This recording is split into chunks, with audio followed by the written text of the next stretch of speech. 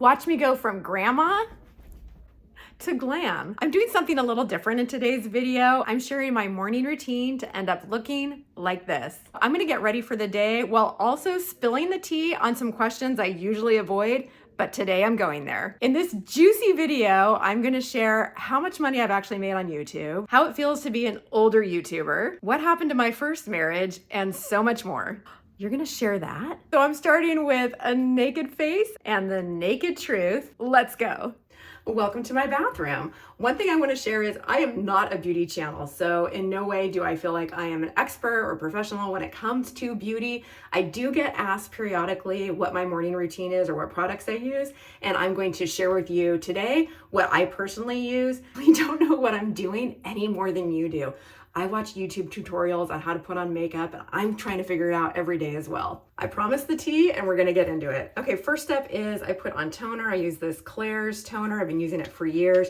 And my question is, have you ever faked it on YouTube? And the answer is yes, I've faked the energy. There have been times when I'm stressed about things in my life, or maybe I just got in an argument with someone I care about, or work isn't going well, and it's time to film a video. In some ways, it's kind of like acting, because regardless of what's going on behind the scenes, you still have to put on a performance. So I will admit, sometimes when you see me and I'm happy and bubbly and lots of energy, I'm not always feeling that. Sometimes it is an act. Although I will say on YouTube, it is hard to do that consistently and have people not see through it, because over time, that authenticity is really what I believe brings people to you. And so if you are faking it over and over again, I do believe people can see through that. Next step is some CeraVe eye cream, but it's like anything. I mean, I've had to do presentations for work, and I just dab this on with my middle finger or ring finger, and I haven't been feeling the best, or again, just had an argument with somebody, and you've got to do a presentation for work. So just like that, where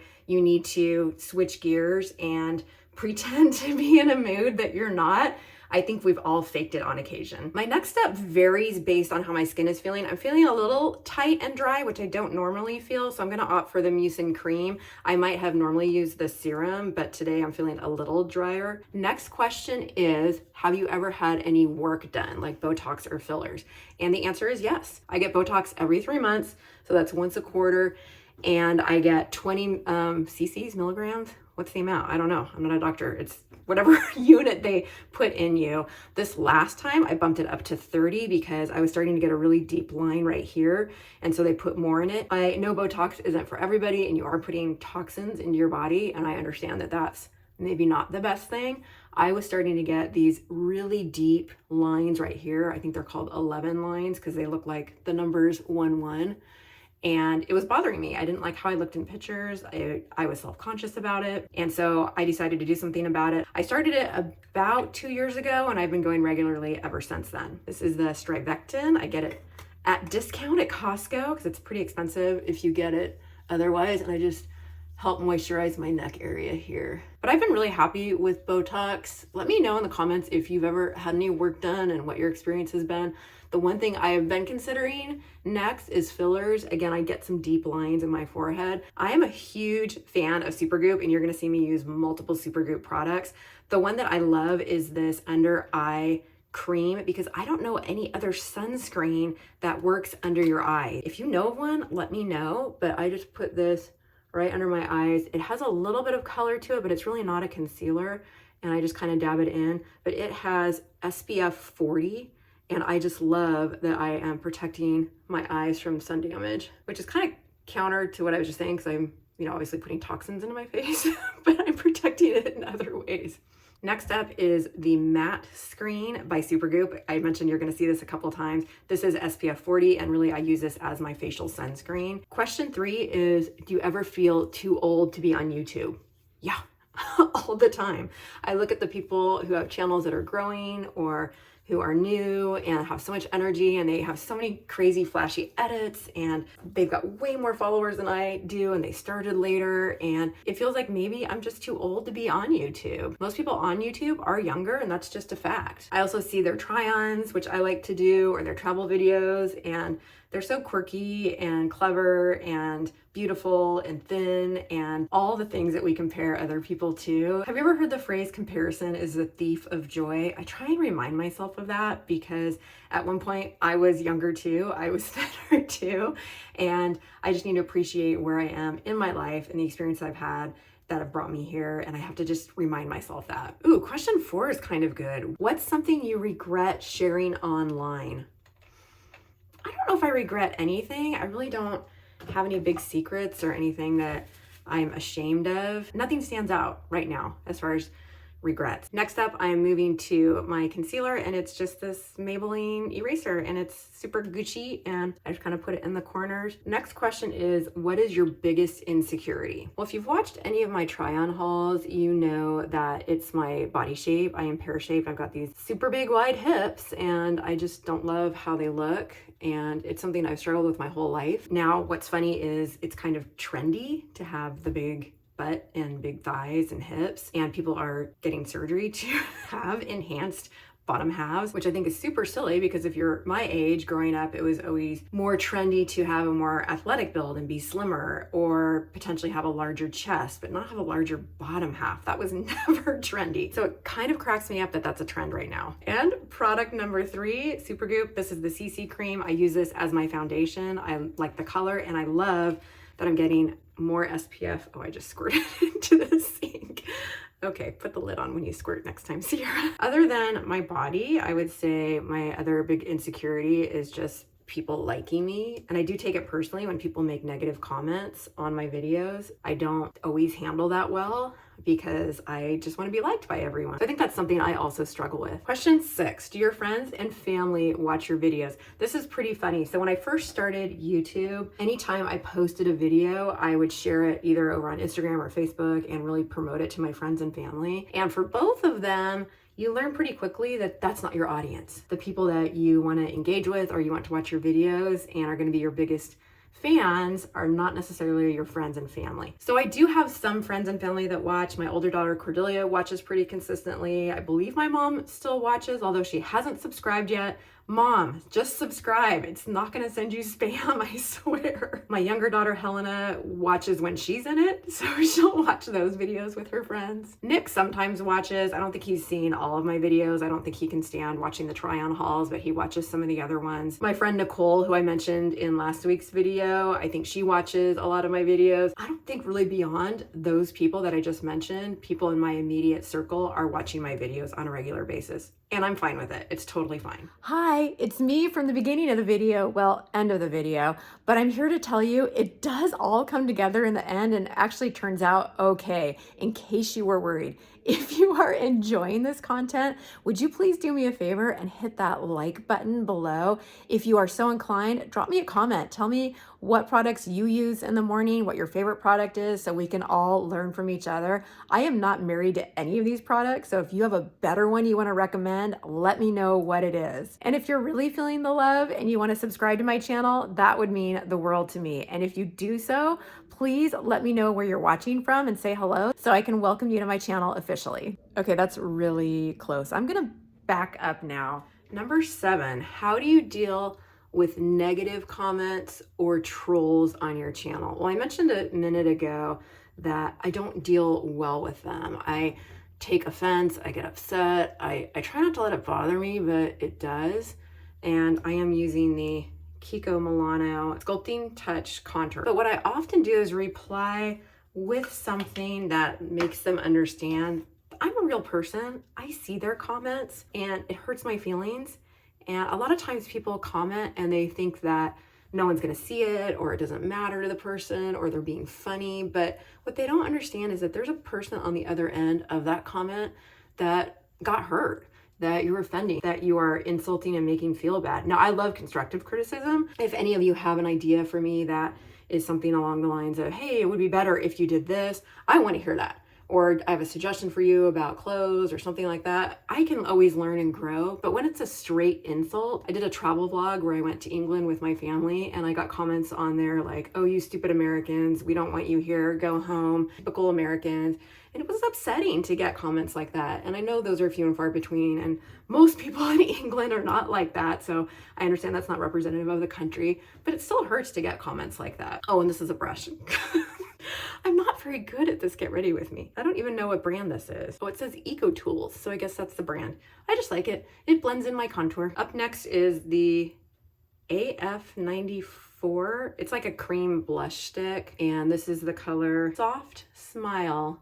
Isn't that cute? I will also blend that in right above the contour area that I just blended in. Dun, dun, dun. Next up, I do my eyebrows. I use this eyebrow kit. It does have these little stencils in it that you can overlay. I generally just freehand my eyebrows, but sometimes I'll do the stencils, but I'm not gonna do it today. So I just start by brushing them, and then I will fill in with some color. So question 8 is, what is the hardest thing about being an older person on YouTube? And I talked about it a little bit, but I will say the other thing that is hard about it is just not having a lot of role models. So you don't see a lot of older YouTubers that are wildly successful. A lot of the YouTubers I look at, like Shea Whitney or people like that, and they are younger. They're just, you know, at a younger stage in their life. They're about 10 years younger. Their kids are still around. My kids are, for the most part, out of the house. We still have Nick's daughter, Allie, who's going to be a senior in high school, but she's the last one. The rest are all much older and kind of doing their own thing. There are a handful of people that are in this space that are my age, like there's the Hot and Flashy, but not a lot. I think there are some, and if you know any that you can recommend, please comment their channels below. I'd love to go explore them. I do look at channels like Marnie Goldberg. She's, I think, in her early 50s. It's a girl in Alabama that's so cute with a little bob. What is her name? Serena. Style with Serena. I think she's super cute. I think she's in her early 50s too.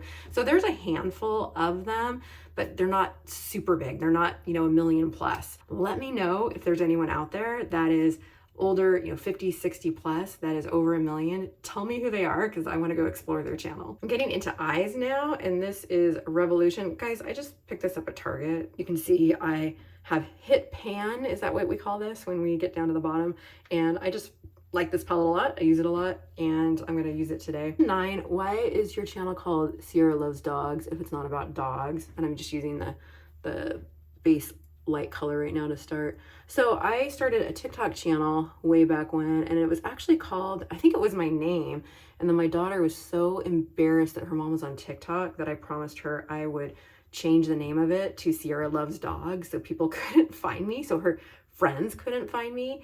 And because I had some success, I had over 50,000 followers on TikTok, I just kept that name when I came over to YouTube, thinking maybe some people would follow me over.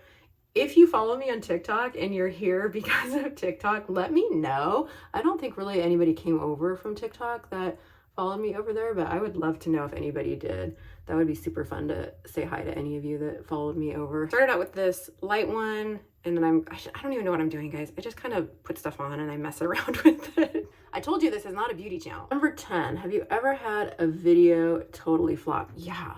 Especially ones that I get really excited about. Like, I really like doing the Father's Day gift one with Nick, and it hardly had any views. Like, nobody seemed to like it. And that was so disappointing because I really liked making it. I loved editing it. I thought Nick did a great job, and I thought it was gonna be a really good video, and it just died on the vine. So that was really sad. These videos are like our little babies, and we nurture them, we care for them, and we edit them, we put them out in the world, and we want to see them flourish, and sometimes they just crash. And we try and learn from them, we try and get better, but it is really disappointing. Same with the one I did with my girls with the Walmart haul.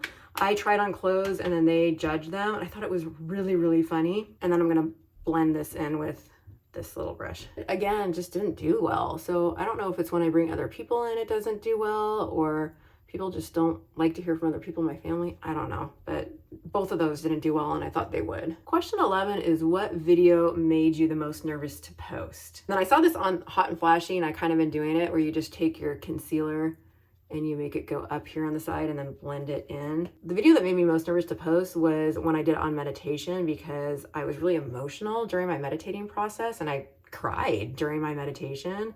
And that was very vulnerable for me, being out there crying. And nobody watched it, so it kind of didn't matter in the end, but I was nervous when I first posted it. What video got the most Unexpected attention, number 12. My eyebrows, y'all, are stick straight. So if I don't curl them and give them a little bit of woomph, then they just go straight out. Like they're like cactus. They just go straight out. My first kind of successful video was when I posted about a vlog with my girls going to Mexico. And in retrospect, it kind of makes sense. This is a little liquid brown eyeliner. It's rubbed off, but I think it's like L'Oreal or something, definitely a Target brand. I think I have to do this in the mirror. I don't think I can do this looking at in the phone, but it kind of makes sense because it was my girls and me in Mexico and goofing around, and they're really cute, and so kind of made sense that that one did well. But then the one that really surprised me was my first try-on haul, and that was Halara. I had just ordered from Halara for the first time, and I wanted to see what their products were like and thought I would film it and see how it went. And that was my first try-on haul, and it actually did pretty well. It was one of my better videos at that time, and so I continued with try-on hauls, and those all seem to do really well. Super Cloud, I don't love this mascara. It came in the Walmart beauty box. Anybody get that beauty box? It's like $5 and you get it once a quarter. This just happens to be the mascara I have. It's fine. I won't reorder it. I'll probably go back to the Thrive mascara, which is the tubing one that I've purchased in the past, but this one came and it's okay. I feel like it gets onto my lower lashes though. It kind of bleeds down. So not my lashes, but under here, you know, like it comes down here. So I don't love that, but it does pretty good with coverage and it looks okay. Again, I'm no beauty expert. I'm probably actually doing this all wrong. So you can all probably give me some better tips. As I'm getting older, I'm finding my lips are getting drier and they have lines more. So I generally start my lips with just either the Laneige, or I'll kind of go back and forth between this one, the Laneige one, which everybody has heard of, or the Trader Joe's one, which is the vanilla one. It's like exactly the same thing for me. I just kind of trade off which one I use, but I will start with just filling them in so that I can put something on them that doesn't just sink into the lines. Have you ever had any weird requests from brands? I haven't really gotten any weird things. I have definitely gotten requests from brands that are not in my genre or they don't feel like me. And one thing that I decided for myself is if I wouldn't spend my own money on a product, I'm not going to take it from a brand because it would feel weird to get something like that and then either have to promote it or show it if I wouldn't ordinarily be buying it. So if I wouldn't spend my own money on it, I'm not gonna work with a brand. So I have gotten requests from Style We, and there have been a couple others, and I look at the clothes, I'm like, I wouldn't wear those. So even though they're free clothes and that gets me really excited, the style just isn't my style, and so I just either ignore them or just reply no thank you. Then I line up my lips with Lord & Berry. What color is this? Romantic Rose. It's so romantic. Oh, la la la. The other thing that I thought was really funny was, have you heard of the Omnia Pillow that's supposed to be wrinkle free? I've seen this promoted on Jana Playing the Mom Games channel and then Style with Serena. And I kind of was intrigued by this pillow, and they reached out to me and said they might be willing to work with me. I was super excited because I was actually going to buy that pillow for myself and they were going to send me a free one. So they asked me what my demographics were as far as the age of my viewers, the location of my viewers, and the gender of my viewers. And when I shared with them, they replied back that they couldn't work with me after all. Womp womp. I was like, why? What's wrong with me? That really made me sad, and now I don't know if I want one of their pillows. Question 14, do you ever feel like quitting YouTube? Okay, I'm gonna fill in, why is there hair on this? This is a Kari pouty color. Yeah, of course. I mean, it's hard. There are times where I just want to sit down and watch TV at the end of the night. I don't want to edit a video, or I work really hard on a video and it doesn't do well and I take it personally, like, what's wrong with me? What am I doing wrong? So it does make me question what I'm doing here on this platform, and it does make me feel like giving up. That being said, I think I'm here for a long time and I hope I'm getting better. I hope I'm delivering entertainment and motivation to you. That's really my goal here. Is I want to challenge you to think about the things in your life that you can be growing and getting better at, whether it's your health or your mindset or learning something new. I do think that having a growth mindset is so important as we get older, and that's one of the reasons that I'm here. Is I want to share my journey as I grow and develop myself, and I'm looking for other people that are doing the same thing. I don't think that's going to change, but it does get really, really discouraging from time to time. And lastly, I'm going to add in a little Thrive highlighter here. And I can't ever figure out how to get the corners. People can do that and make it look so great. Whenever I do it, it just gets cakey. So if you have a trick for that, let me know. But I just do my waterline just to make my eyes pop a little bit more. The next question is, how do you stay confident on YouTube? And I think it's not so much confidence as not caring about what other people think for the most part. As I mentioned, I do get upset when people leave negative comments, but I also am not so self-conscious about myself and being here and seeing myself on video as I know other people are. I think a lot of that is my age. I wasn't always this way, although I've always been willing to put myself out there. As I mentioned, I was in drama when I was a kid, and so I've loved attention. I've loved being on stage. But when I was younger, I was more nervous and more self-conscious. I don't have that self-consciousness anymore. I kind of don't care. So I don't know if it's confidence or not caring. But that sounds callous. It's not that I'm callous. I guess maybe it is confidence. How do I stay confident? Ring lights, because I don't look this good without a ring light. And also, when you are doing a video like this, you can edit out all the bloopers. So that helps a lot too. You can record over and over again until you get it right. It's not like going live where you're exposed. You can totally mess up and just be a goof and then cut it out. So I think that helps a lot with video and YouTube as well. Okay, face is done. Now we're getting into the juicy stuff. Got a little bit higher neck today, so I don't think I'm gonna wear a necklace, but I am gonna put in some bigger hoops. So juicy question number one, have you ever lied on YouTube? Not to disappoint, but I don't think so, not intentionally anyway. And the reason being, like, what would the point be of that? You are here, you're trusting me, you're watching me, you want to be engaged with me, and I feel the same about you. What benefit is there in me lying to you?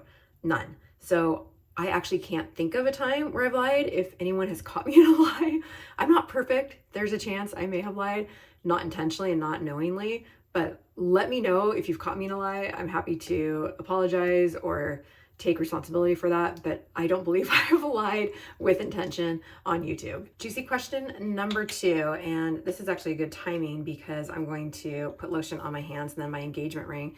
My mom got me this Caribbean vanilla hand lotion and it smells delicious. I am a huge vanilla fan. At this point in my getting ready routine, I always put on some lotion before I put my engagement ring on. And many of you know, I just got engaged on April 27th this year. This is not my first time being engaged and it's not my first marriage. So I was married before to the father of my children, and that marriage lasted about 25 years. Our divorce actually wasn't finalized until about a year or so ago, but we have been separated since 2018. Nick and I started dating in 2020, so a couple years after our separation. So my ex moved in with his girlfriend, and that was the reason for the demise of the marriage. I did try to save the marriage for a long time. I worked with an exceptional group called Marriage Helpers, and I recommend them if you are looking to save your marriage. It did not work for me, and he is still with his girlfriend. She was actually a good friend of mine at the time, so it was a little bit messy, but everybody's happy and cordial at this point. I told you you were gonna get the tea. Okay, now for my hair. I actually curled it yesterday and just stuck it up in a bun for this, but it should be pretty good. I had some of the dry shampoo in it earlier, so I might just kind of fluff it out and it might just be okay if I'm lucky. Let's see how it looks. But the last question is, how much money have you actually made here on YouTube? And I will share with you, I started a bank account when I became eligible for the YouTube Partner Program and making money through YouTube ads. And I have tracked all of the money that I've made through YouTube, through brands, and through the Amazon Influencer Program in this one account. The only money that I've taken out of that account was for my Canva $120 annual subscription. That comes out of that. I had a couple of mailings that I charged to that account, and those were for giveaway dresses. When I was sorting through my dresses, I shipped some of them to viewers. So the postage and the mailings for those I took out of that account. I became monetized last May. So a little over a year of being monetized and a couple minimum income streams. And that bank account is at $5,600 today. I'd have to go look at the breakdown for it. I'm just gonna add a little more dry shampoo here, but really only about 300 of that is from the Amazon storefront. 100 of that is from that vibrating device that I tried out. This is the Batiste Tropical. I love the Batiste brands. I always get those at TJ Maxx. The rest has all been YouTube money. So I started out pretty strong on YouTube and made several $100s my first few months. I had a video about being monetized that got a lot of views, and I had vlogs last summer that did really well. All of those paid really well. My views have not been as high since last summer, so I haven't made as much recently as I did initially, but still, I'm happy with that. I think my hair looks pretty good. I don't think I'm gonna do anything else to it. I think my curls stayed in pretty well, and I think I'm just gonna leave it. Okay, last question. What would you tell your 30-year-old self?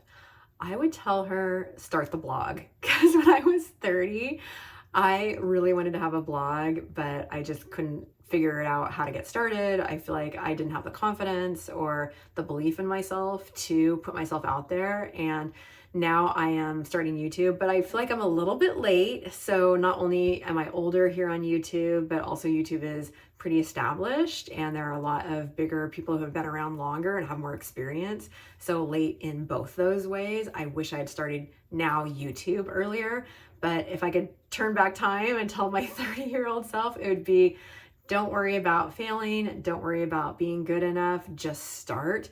And so I would tell anyone who is younger, who is thinking about starting something, to not get hung up in all of the what ifs, but just to start. Thank you so much for watching to the end. I've never done a get ready with me video before, so that was a little revealing to show myself makeupless in the beginning. So hopefully I didn't scare anybody. But if you're still here watching to the end, YouTube thinks you should watch this video next, and I'll see you over there. Bye.